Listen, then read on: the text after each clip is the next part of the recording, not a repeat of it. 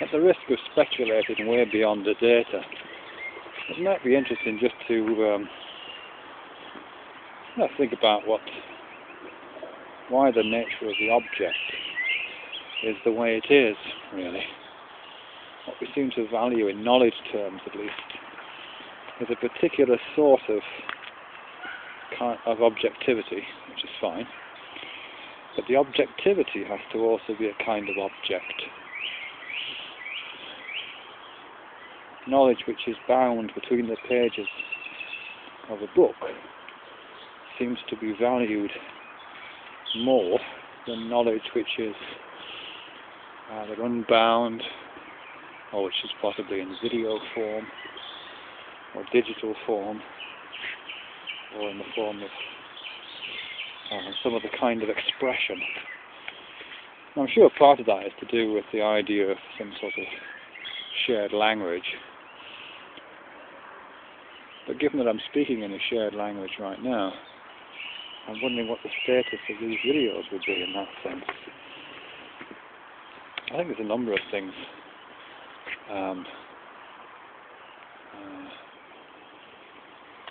converging, really, which gives firstly the idea of the object a particular status, and then secondly the idea of the book as object requiring a certain sort of status.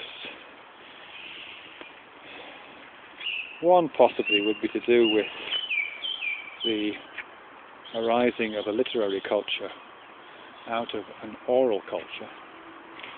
In an oral culture,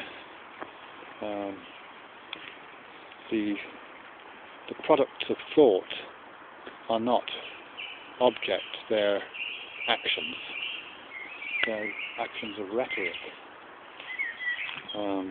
storytelling, and speeches, and poems, and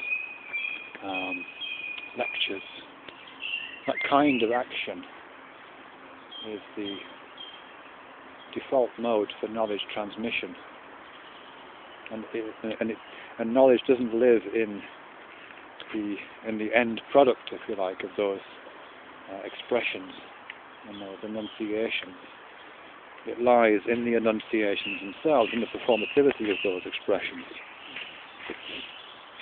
And when with the development of literary culture, and particularly the development of the printed book, I think there's an argument to be made that changes very much there. That knowledge ceases to reside. Well, I think there's two parts to this, actually. I think firstly, it ceases to reside in speech, in orality, and starts to reside in the possibility of inscription. That's the first part of it. And inscription becomes scripture. I think the second part of it is with the development of print media. Because print media doesn't just create the possibility of an object in which the knowledge is located. It also changes the nature of that object, or possibly expands and extends the concept of what an object can be. In material terms, what an object is prototypically obvious. It's the clearly outlined, permanent, fixed, unchanging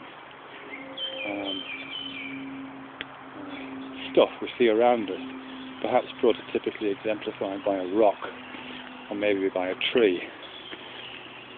And the book is, in a sense, like that, at least a scripture, the Lindisfarne Bible, or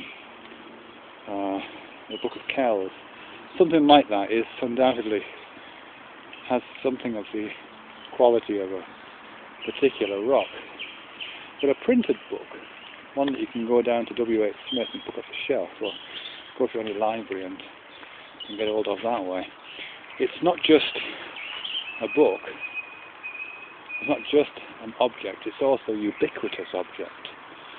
You can take all books off all the shelves in W.H. Smith and set fire to them. But the knowledge that those books contain will not be damaged because they are endlessly reproduced everywhere else in every other branch of W.H. Smith. and in the British Library and the Library of Congress, and most of them are also available in university libraries and on people's shelves in their homes.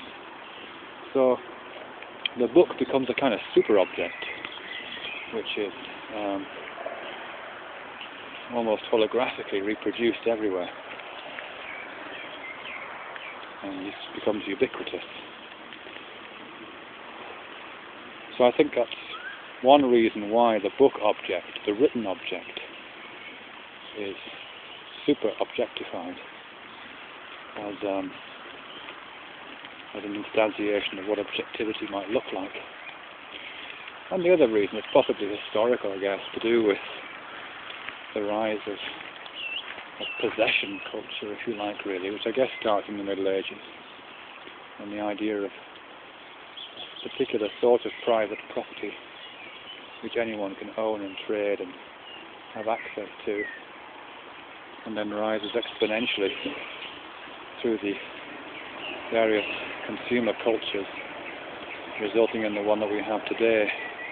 And Baudrillard talks about this very well in his book The System of Objects, where he describes the material world in terms of the objects it contains, those objects being ultimately defined not necessarily physically, but economically. And it's possibly a way of looking at the world in which, or looking at transformations in the world in which it ceases to become a kind of set of holistic processes and starts to become a set of identifiable consumables, ceases to be a sort of seamless, ecologically determined, integrated, conciliant set of affordances, if you like, and starts instead to become a series of objects which you might or might not be able to afford, but you could possibly buy and sell and own and possess and hold in your hand, and so on. So this is completely speculative, but it may be that that our understanding of the objects changes, partly for cultural reasons, so the idea of the object as something one can own and possess becomes more solid, more solidified, but also for those sort of technological reasons, if you like, to do with the translation from an oral culture into a script-based culture, and ultimately into a published media culture, that media being text.